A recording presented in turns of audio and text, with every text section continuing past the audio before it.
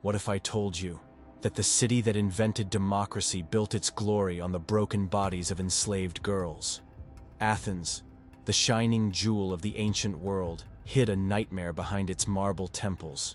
Girls barely old enough to hold a toy were branded like animals, forced to serve dozens of men a day, and thrown away like garbage when their bodies finally collapsed. This is the story ancient historians tried to bury, but the ruins refused to stay silent.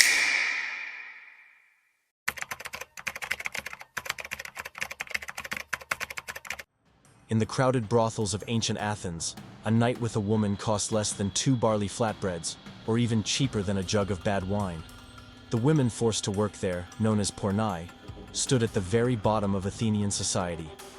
Court speeches by writers like Dio and Lysias reveal they were made to serve 6 to 10 men every single day, earning barely enough for a handful of lentils, while their owners grew rich and paid taxes straight into the city treasury.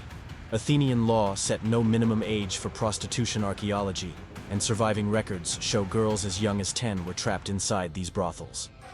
Every enslaved girl was branded on the thigh with burning iron, permanently marked as property. Life inside these houses was a cycle of terror. Refuse to work, and you faced starvation, public beatings, or punishments too cruel to describe a new girl's arrival was marked by a ritual meant to break her spirit completely. As recorded by Pappy of Thessaly, she was assaulted in front of the other women and customers. Her suffering turned into entertainment. Men laughed. They placed bets. Her pain became a spectacle. And because newness sold, men paid 10 times the normal price to be with her. Treating her like fresh produce in a marketplace, privacy didn't exist. The women worked in crowded rooms separated by dirty cloths, their cries blending into the constant noise of customers waiting their turn. Before we uncover more of these buried tragedies, please like this video and subscribe to support the channel. Your support helps us share voices. History tried to silence brothel owners, sorted women into disturbing categories. Nubian women, unusually short women, silent women, those who resisted, and those still considered unbroken. Ancient art even shows competitions where men tried to overpower resisting women for amusement. Graffiti on brothel walls reveals something even darker.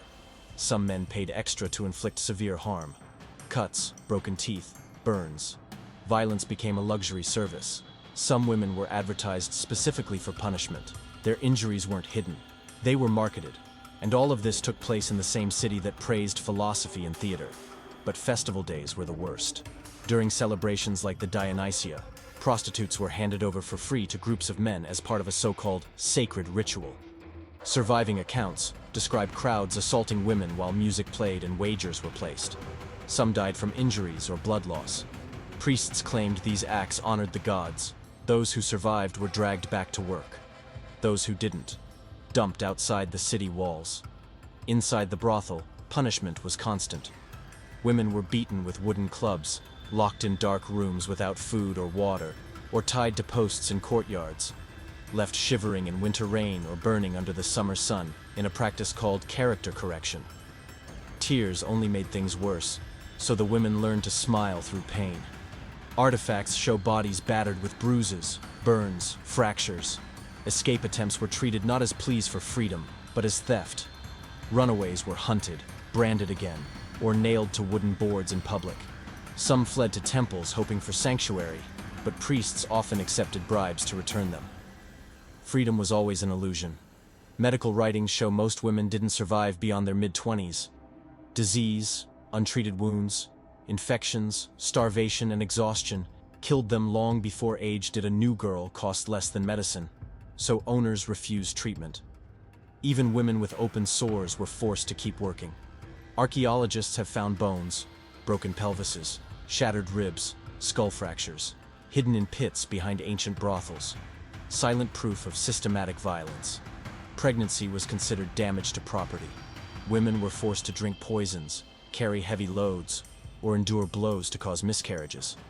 Ancient medical writings detail horrifying abortion methods: boiling oil, poisonous herbs, sharpened sticks. If a birth happened, it occurred on the same filthy mat where customers were entertained. Many women bled to death. Newborns were discarded in trash heaps. Tiny bones found in drains tell the rest of the story. Legally, these women didn't exist. They couldn't testify unless tortured. Every part of their life was debt, punishment, and ownership. A few, very few, were trained as musicians or dancers and lived in better rooms. But even favorites were still property, loaned out like fine wine cups, and discarded once their youth faded. Even the ones who gained freedom were rejected by society. Many ended in unmarked graves mixed with pottery shards.